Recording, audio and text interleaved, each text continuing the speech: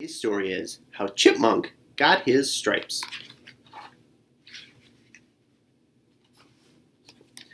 One autumn day, long ago, Bear was out walking, and as he walked, he began to brag.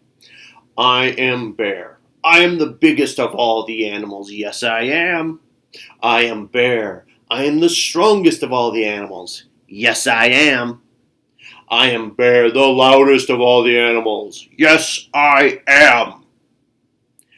I am Bear. I am Bear. I can do anything. Yes, I can. And as soon as Bear had said those words, a little voice spoke up from the ground. Can you really do everything? Or anything? Bear looked down and saw the little brown squirrel standing on his hind legs. Can you really do anything? Brown Squirrel asked again. Bear stood up very tall. I am Bear. I can do anything. Yes, I can.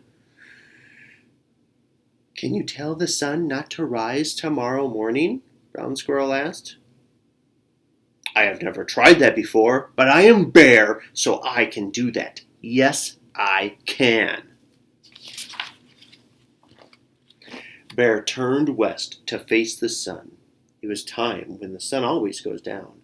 Bear stood up his full height and spoke in a loud voice, Sun, do not come up tomorrow. At his words, the sun began to disappear behind the hills. You see, Bear said, Sun is afraid of me. He's running away. But will the sun come up tomorrow? Brown Squirrel asked. No, Bear answered. The sun will not come up tomorrow.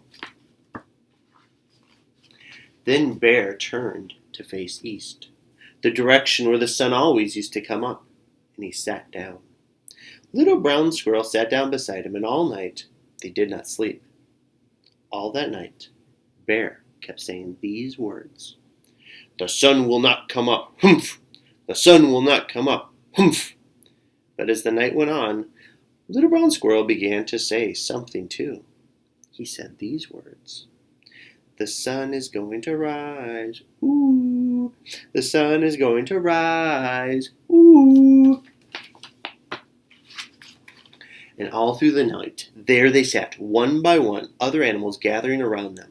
Fox and wolf, deer and moose, rabbit and porcupine, hawk and owl, otter and beaver, frog and turtle, and even the little mice came.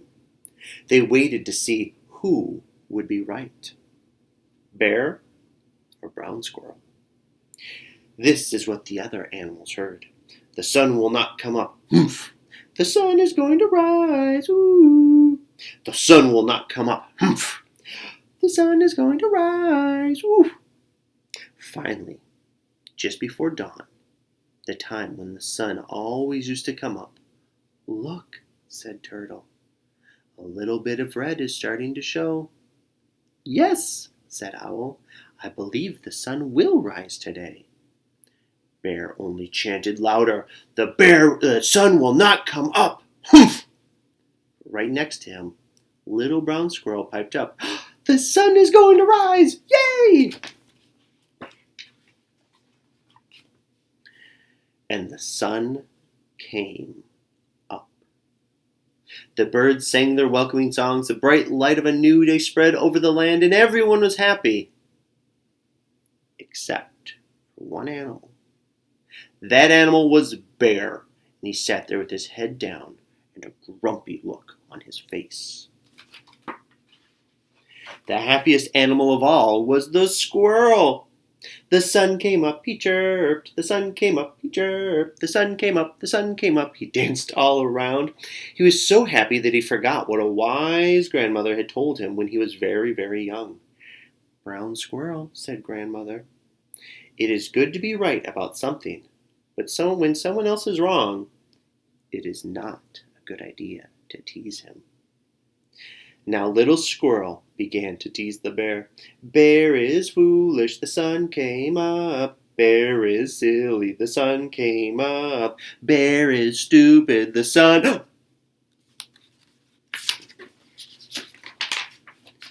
Whoomp!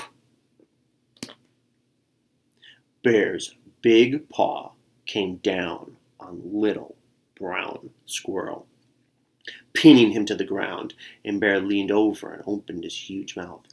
Yes, Bear growled, the sun did come up. Yes, I do look foolish, but you will not live to see another sunrise. You will never, ever tease anyone, ever again, because I, Bear, am going to eat you. Brown Squirrel thought fast. You are right to eat me, he said. I was wrong to tease you. I would like to say I'm sorry before you could eat me, but you are pressing down so hard at me that I cannot say anything. I cannot say anything at all. I cannot even breathe. If you would just lift up your paw just a little bit, then I could take a deep breath, apologize before you eat me. That is a good idea, Bear said. I would like to hear you apologize before I eat you. So Bear lifted his paw just a little bit. But instead of apologizing, Brown Squirrel ran. He ran as fast as he could towards a pile of stones where he had his home. He had a tunnel under those stones and a nice warm burrow deep underground. Little Brown Squirrel's grandmother stood there in the doorway waiting for him. Hurry, Brown Squirrel, she called. Hurry, hurry.